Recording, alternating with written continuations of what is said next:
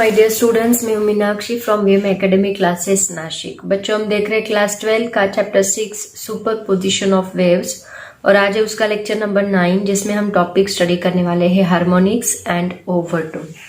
ये टॉपिक बहुत ही ज्यादा इंपॉर्टेंट है क्योंकि कॉम्पिटिटिव एग्जाम्स में बहुत सारे क्वेश्चंस इस टॉपिक से रिलेटेड आ रहे हैं। तो इस टॉपिक से बहुत ही ठीक से अंडरस्टैंड करो, पूरा कॉन्सेंट्रेट करके हर एक पॉइंट को अंडरस्टैंड करो और अंडरस्टैंड करोगे तभी समझ में आएगा। इसके रिलेटेड कॉम्पिटिटिव एग्जाम्स के क्वेश्चंस भी हम लोग देखेंगे। तो चलो स्टार्ट करते हैं, लेकिन उसके पहले हम देखते हैं कि हार्मोनिक्स एंड ओवरटोन होता क्या है। ये पहले हमें समझना होगा, उसके बाद हम लोग आगे जाएंगे।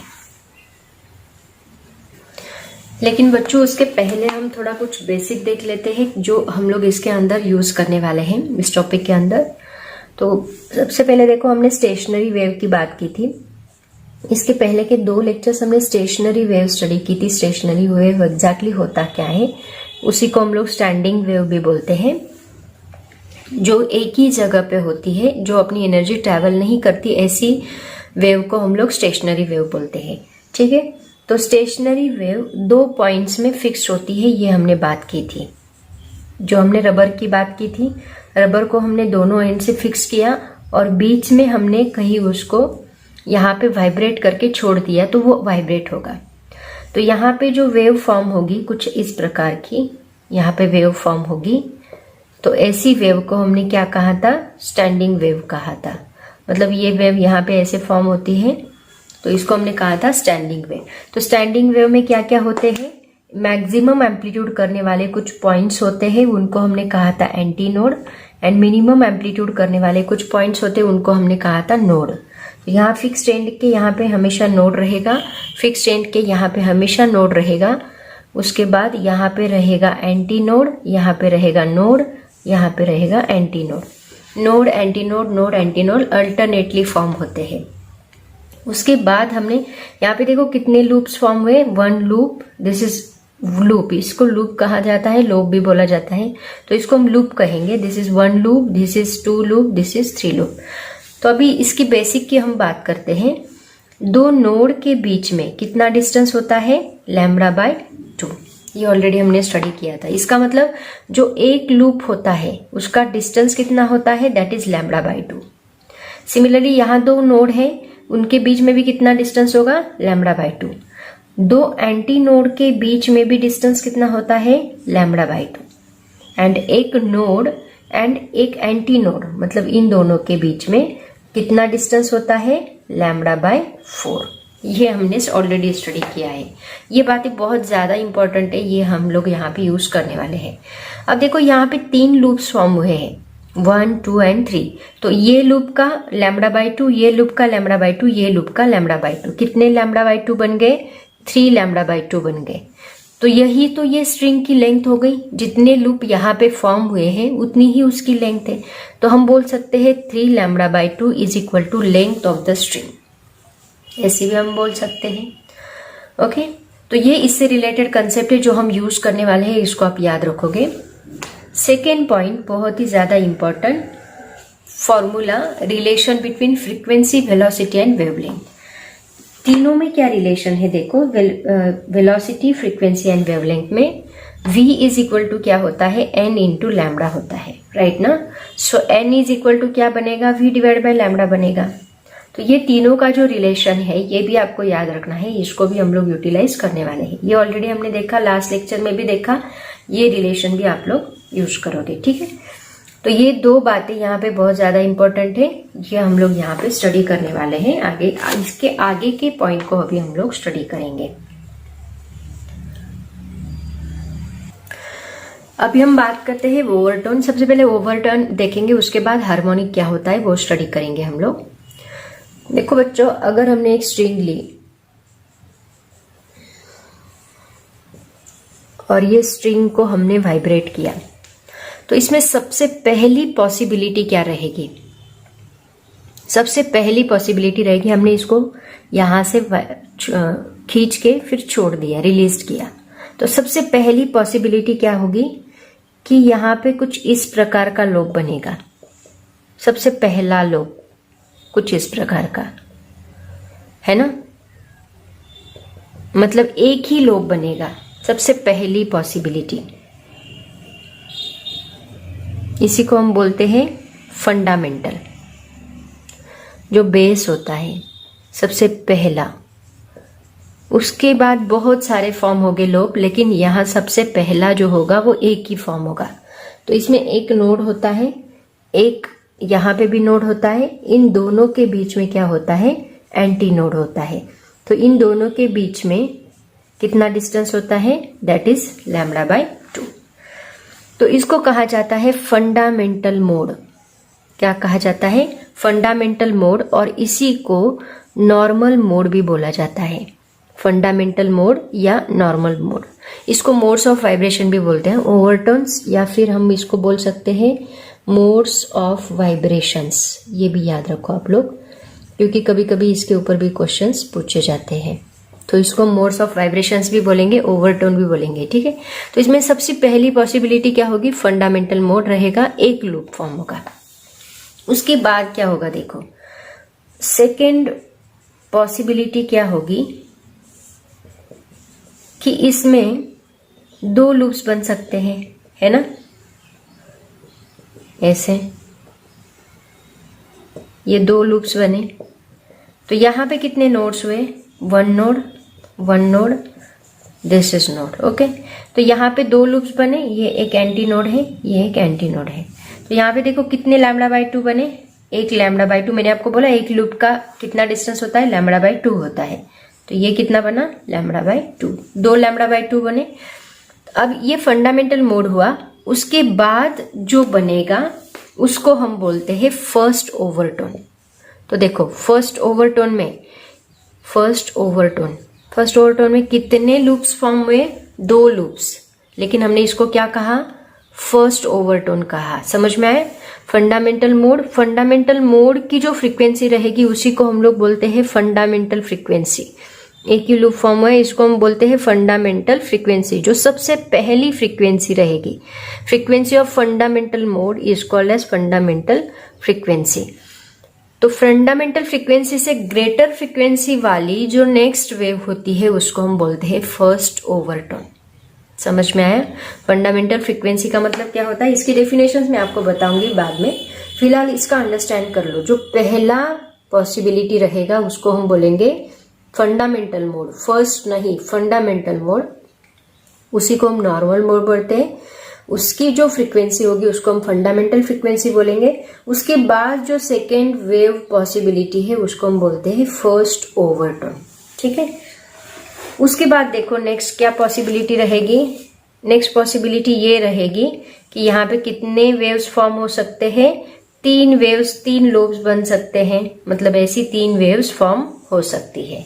तो ये हो गया सेकेंड ओवरटोन, ठीक है।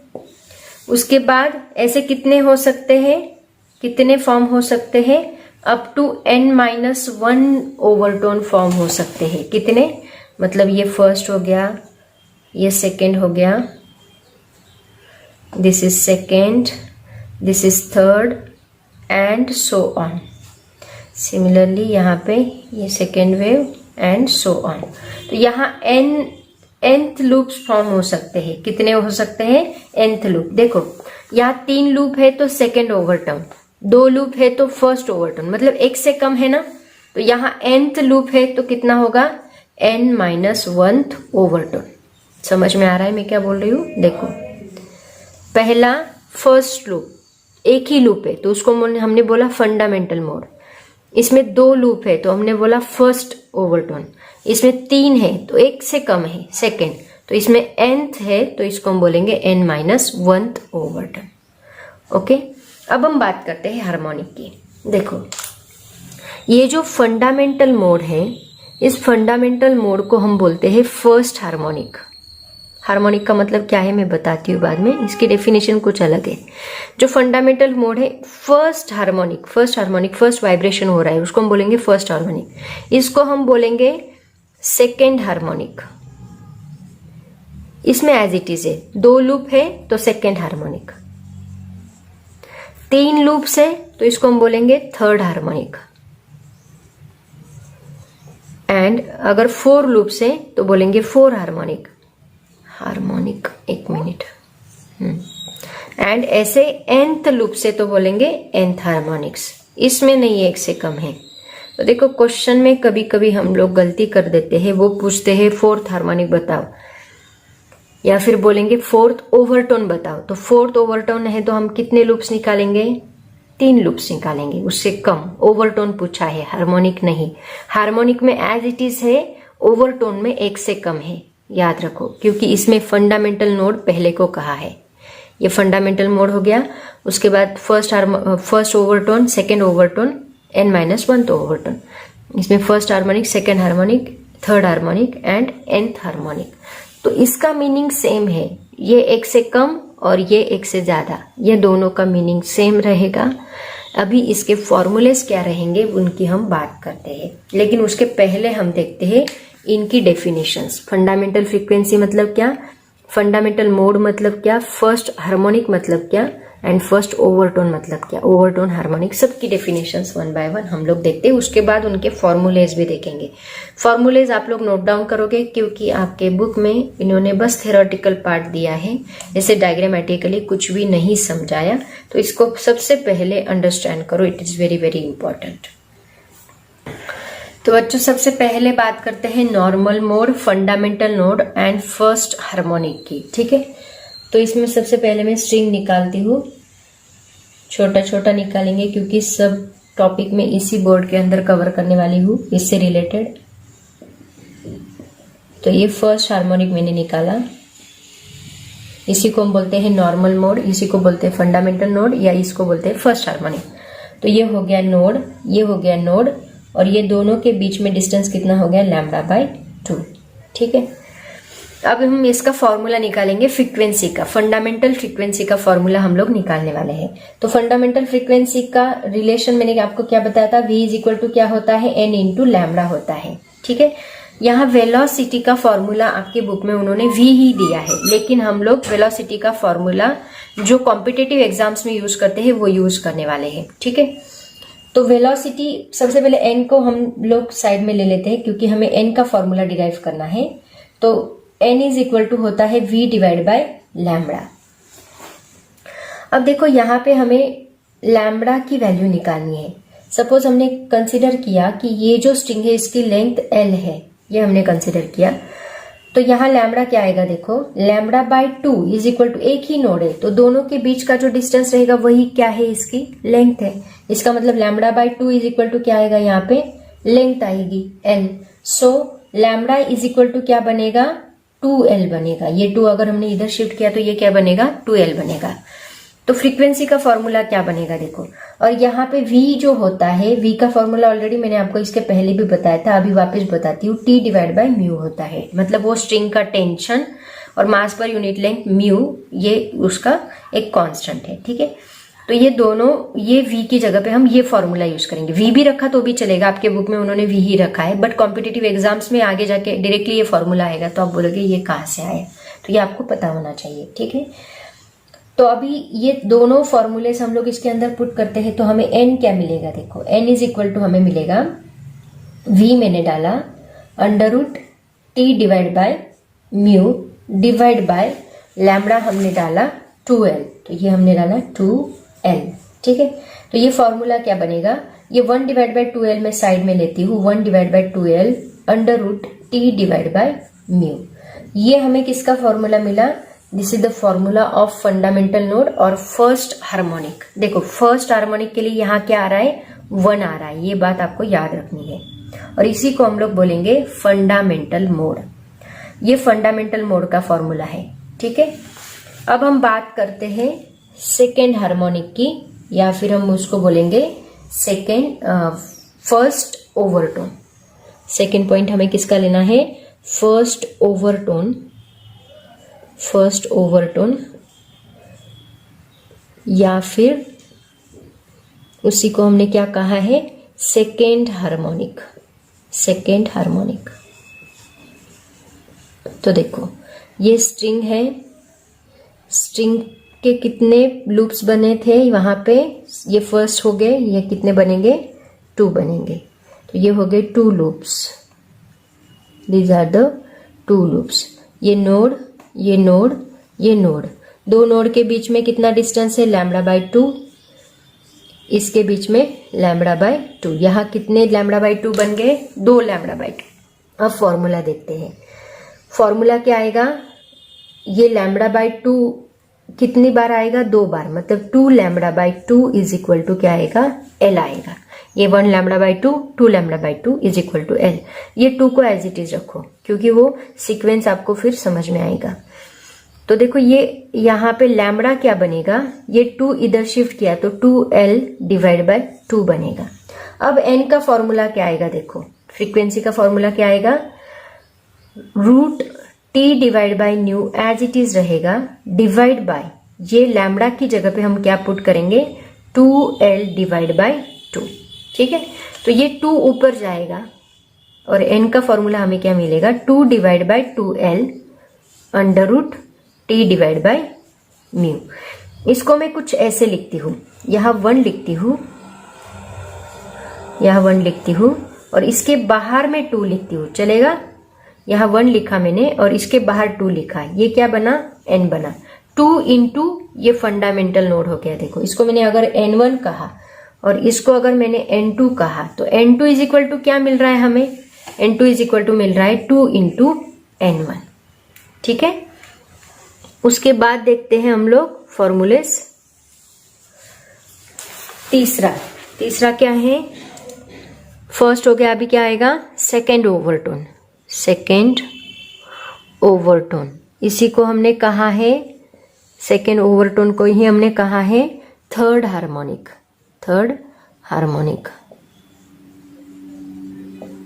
ओके, इसके लिए क्या स्ट्रिंग बनेगी? ये स्ट्रिंग देखो कितने लूप्स बनेंगे यहाँ पे? थर्ड हार्मोनिक है, मतलब कितने लूप्स बनेंगे? 1 2 and 3। This is 1 2 and 3, 3 loops बने।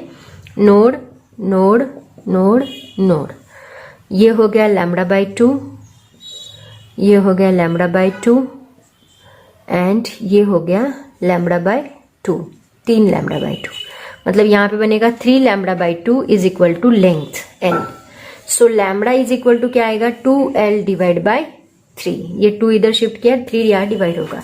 तो V का फॉर्मूला क्या बनेगा? डायरेक्टली लिखती हूँ। देखो यहाँ पे क्या है? 2, यहाँ पे क्या है? 3, तो क्या बनेगा? 3 in bracket 1/2L, sorry V का नहीं, N का फॉर्मूला, N3 2L √T/μ। ये फॉर्मूला बना थर्ड हार्मोनिक का और सेकेंड ओवरटोन का। थर्ड हार्मोनिक का और सेकेंड ओवरटोन का, ये बात आपको समझ में आनी चाहिए। सेकेंड है तो यहाँ 3 आ रहा है, क्योंकि जल्दबाजी में स्टूडेंट क्या करते हैं? सेकेंड ओवरटोन है ना, यहाँ 2 लिख देते हैं। सो ये नहीं होना चाहिए। ओवरटोन बोला है तो यहाँ 3 आना चाहिए। थर्ड हार्मोनिक है तो 3 ही लिखो। तो ये हमें मिला किसका? Second overtone. तो ऐसे ही हम लोग लिखेंगे किसका? n-1 ओवरटोन का एंड उसी को हम बोलेंगे nth हार्मोनिक का। तो डायरेक्टली फॉर्मूला लिखती हूं, क्या आएगा? यहां क्या आएगा? n इज इक्वल टू, यहां पे आएगा n in bracket 1/2L √T/μ। ये हमें मिला n-1 ओवरटोन और nth हार्मोनिक। देखो यहां पे अगर हम ऑब्जर्व करेंगे तो यहां पे क्या है? 1 into fundamental node, 2 into fundamental node, 3 into fundamental node and so on, 4 into fundamental node and so on, n into fundamental node. मतलब हर एक फ्रीक्वेंसी, हर एक हार्मोनिक क्या हो रहा है? फंडामेंटल नोड को इंटीग्रल मल्टीपल हो रहा है और इसी इंटीग्रल मल्टीपल को हम लोग क्या बोलते हैं? हार्मोनिक बोलते हैं। यही हार्मोनिक की डेफिनेशन है।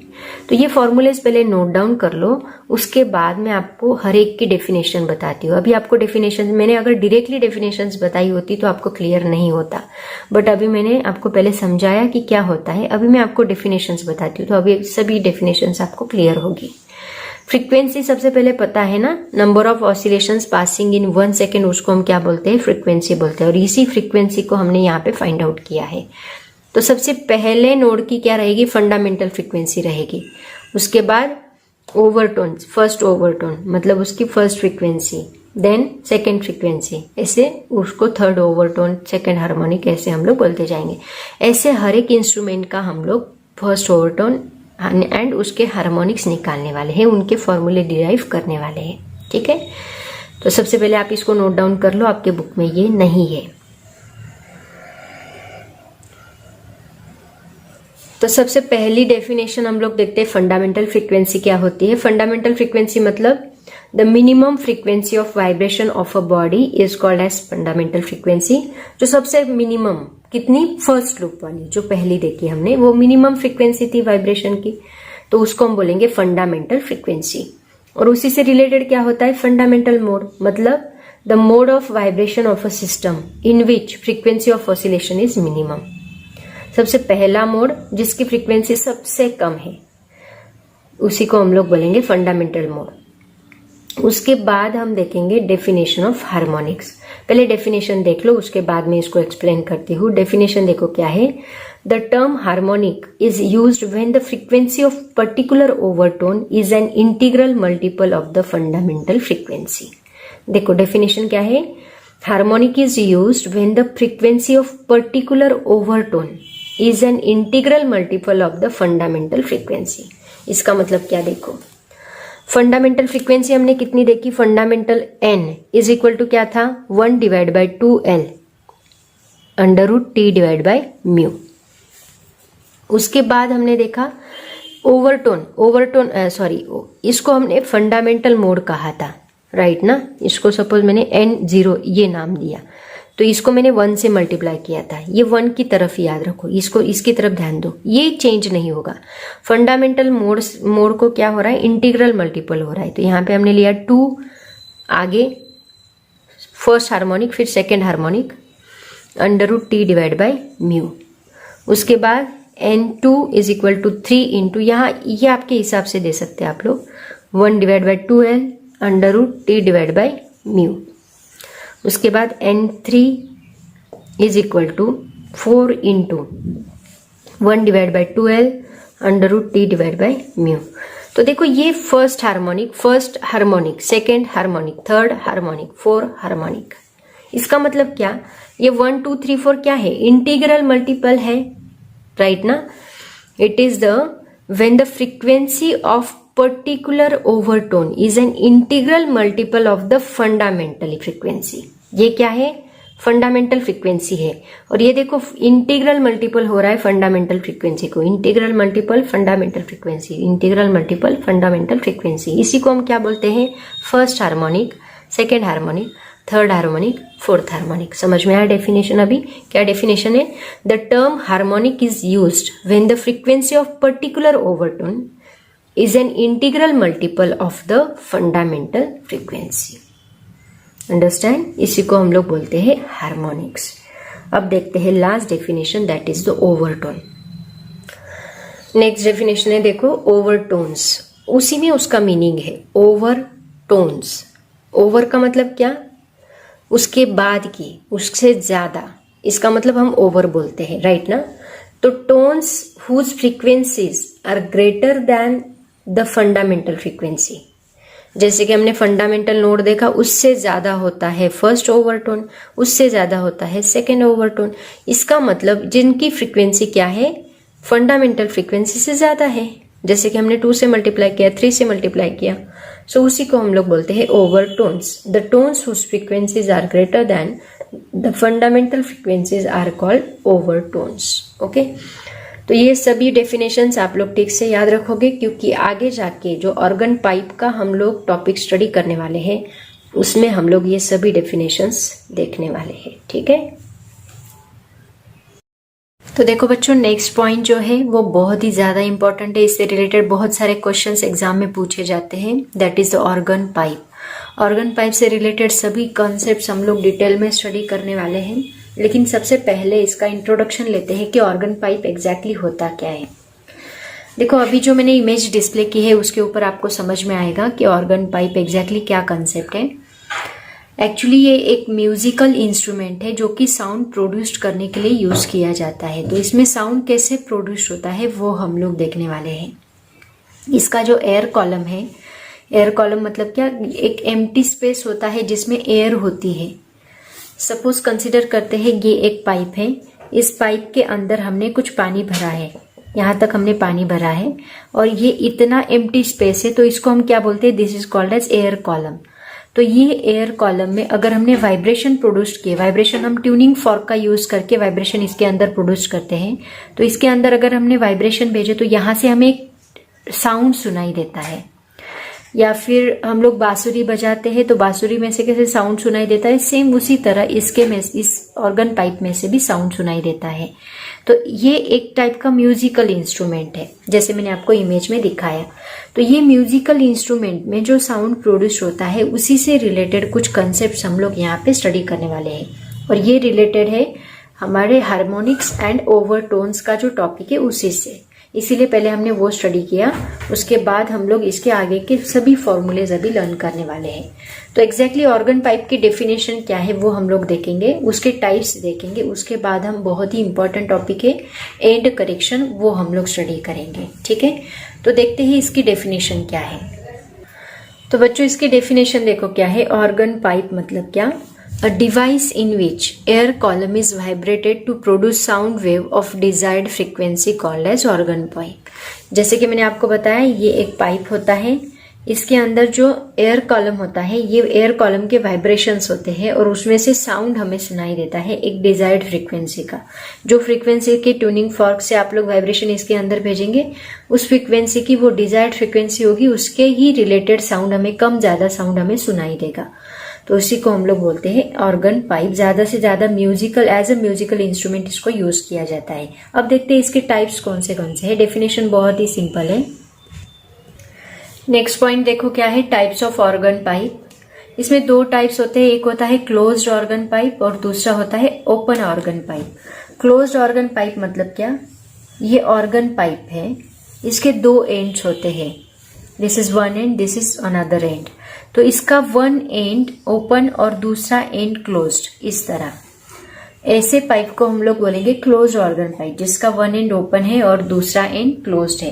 That means in this type of organ pipe one end is open and another end is closed, kept closed, called as closed organ pipe. And open organ pipe में क्या होगा, इसके दोनों एंड ओपन रहेंगे, इस तरह दोनों एंड ओपन, तो उसको हम बोलेंगे ओपन ऑर्गन पाइप। बहुत ही सिंपल है।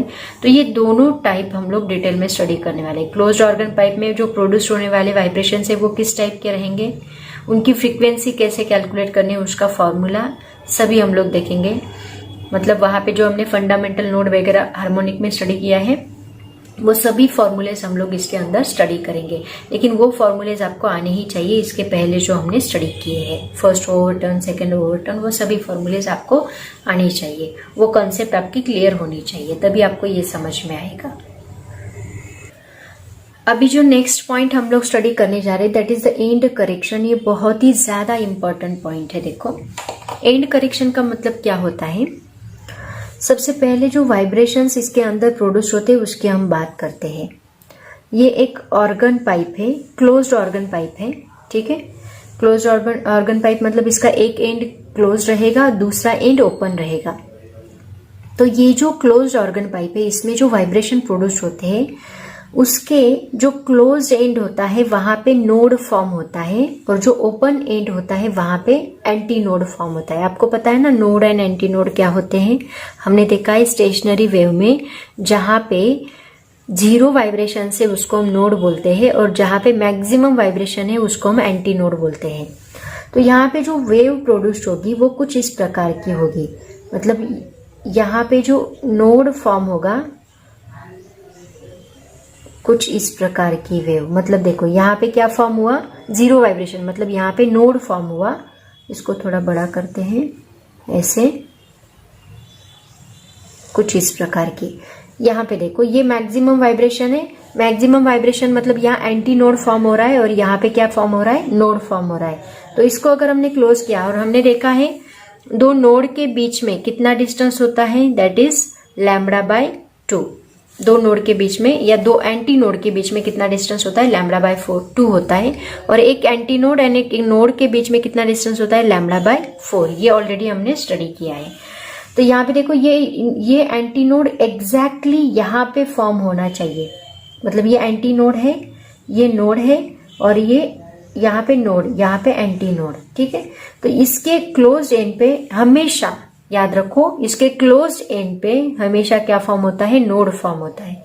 मतलब यहाँ पे कम वाइब्रेशंस मिलते हैं, 0 वाइब्रेशंस देते हैं, क्योंकि यहाँ एक just like the fixed and जैसा बिहेव करता है।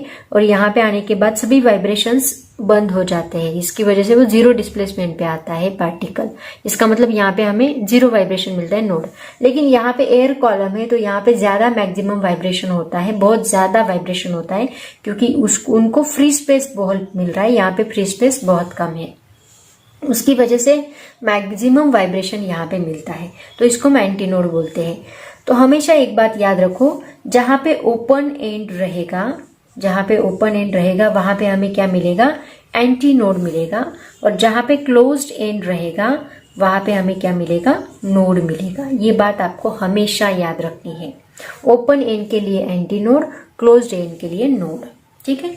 लेकिन एंड करेक्शन मतलब क्या, देखो अभी कंसिडर करते हैं, ये एक पाइप हमने लिया है, इस पाइप की जो लेंथ है वो हमने स्मॉल l कंसिडर की। तो यहाँ पे नोड एग्जैक्टली इस पाइप के एंड पे फॉर्म होना चाहिए, जो एयर कॉलम का एंड है वहां पे एंटी नोड फॉर्म होना चाहिए।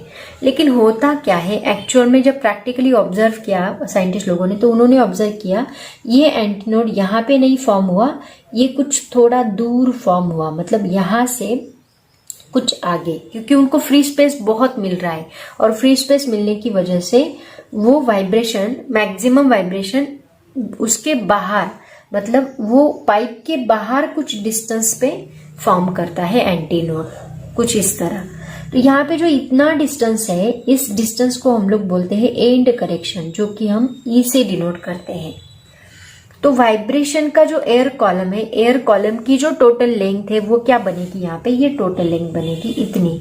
इसको हमने एल से डिनोट किया, वो कितनी बनती है, ये इसकी लेंथ, जो पाइप की लेंथ है स्मॉल एल प्लस ये end correction, that is equal to L plus E, ऐसे बनती है। समझ में आया। और इसी को हम लोग क्या बोलते हैं, एंड करेक्शन बोलते हैं।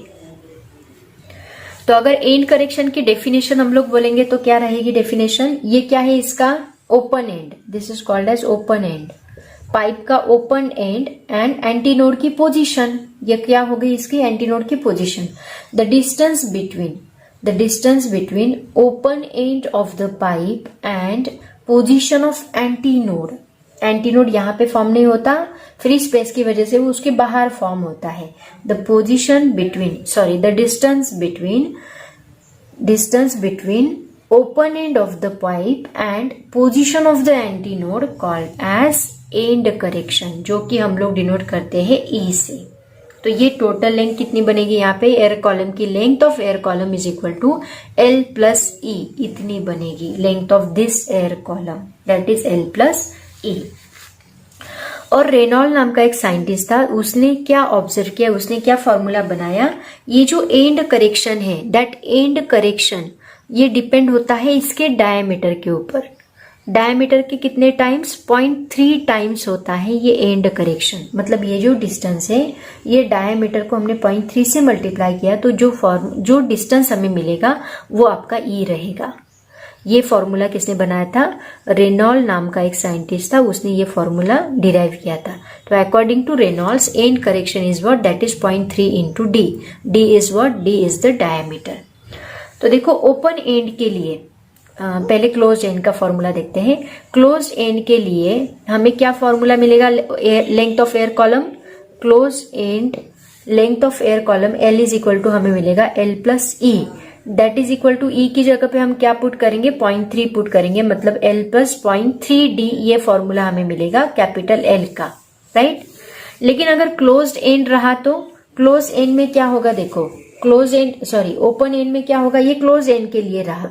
अगर हमने ओपन एंड लिया तो ओपन एंड मतलब दोनों साइड से पाइप क्या होगा, ओपन होगा। मतलब यहाँ पे हमें कुछ इस प्रकार मिलेगा,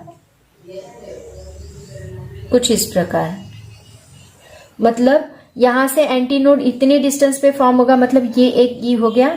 यहां से एंटीनोड इतने डिस्टेंस पे फॉर्म होगा, मतलब ये एक ई हो गया। यहाँ पे हमें 2 ई मिल रहे हैं। इसके बाहर भी कुछ जा रहा है एंटीनोड, इसके बाहर भी, दोनों साइड में एंटीनोड मिलेगा क्योंकि दोनों साइड में पाइप ओपन है, तो दोनों साइड में एंटीनोड मिलेगा। तो यहां से इस साइड में कुछ ई मिलेगा, इस साइड में कुछ ई मिलेगा।